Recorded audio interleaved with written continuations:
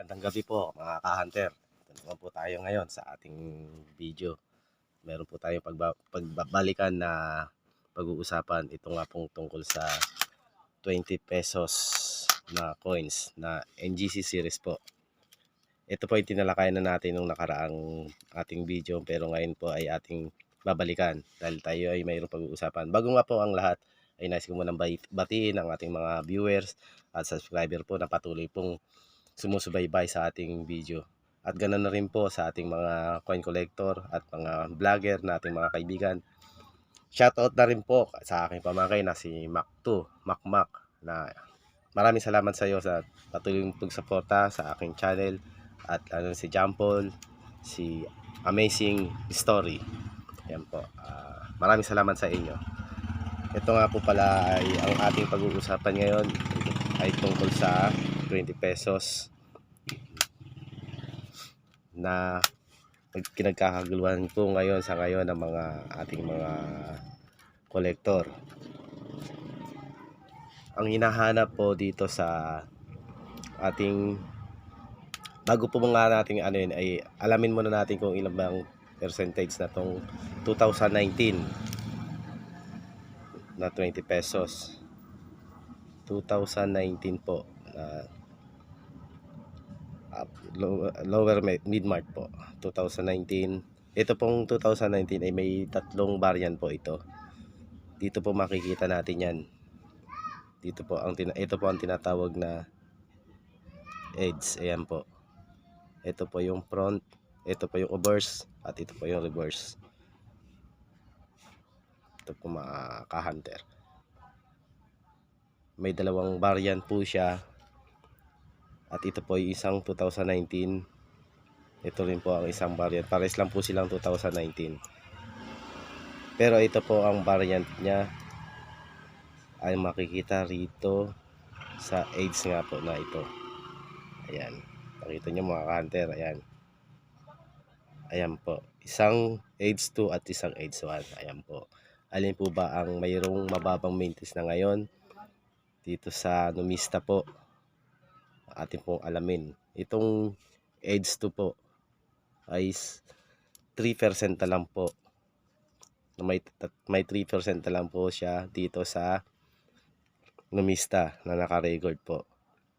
Bibihira na rin po makita ngayon tong ganitong barya na 2019 na parang semi-hard to 5 na nga po ang inaano. Pero meron pa pong isa rito. Ngunit bago yan, meron po tayong isa pang 20 pesos.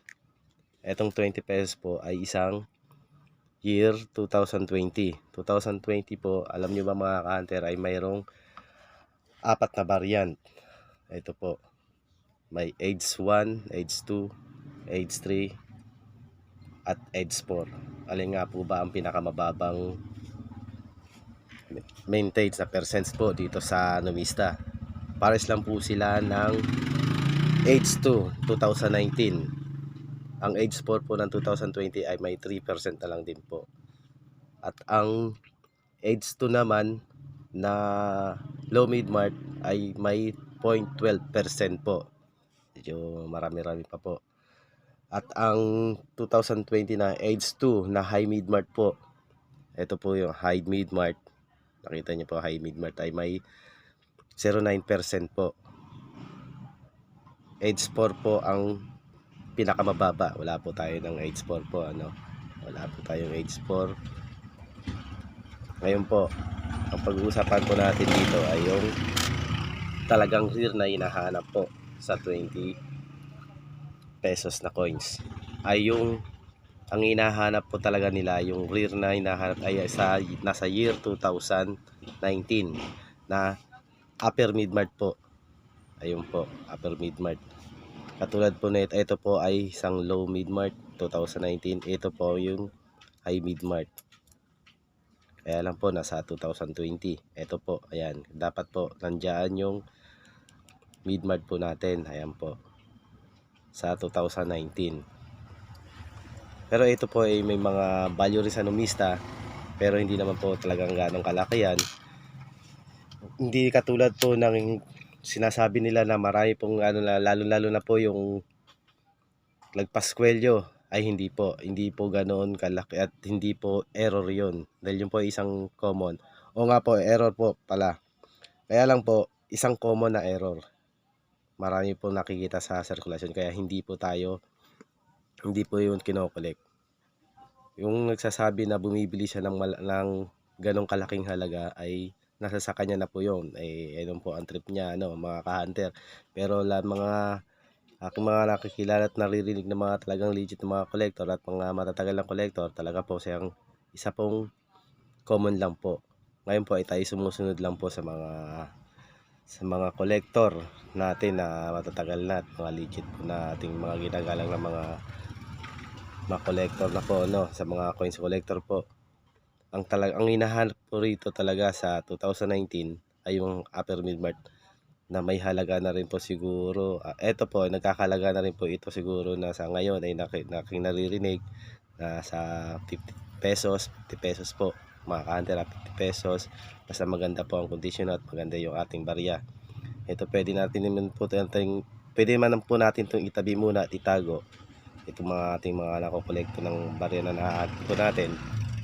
At lalo na po itong 20 na 2020 na upper mid-mart, pwede rin, may halaga rin po siya na sa aking nakita sa naririnig 60 pesos po, basta maganda rin ang kondisyon natin, nasa 60 pesos.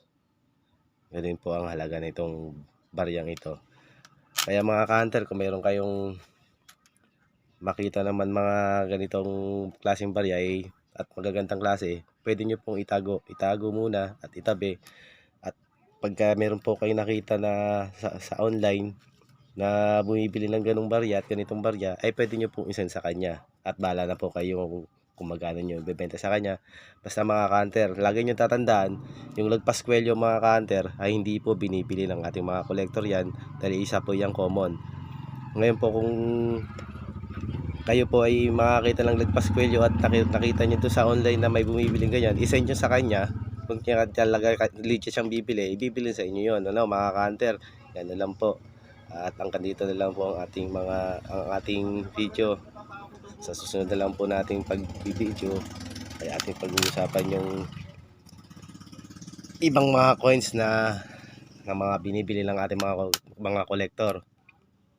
Okay po mga ka-hunter, maraming salamat po ulit sa inyong pagsubaybay at pakikinig.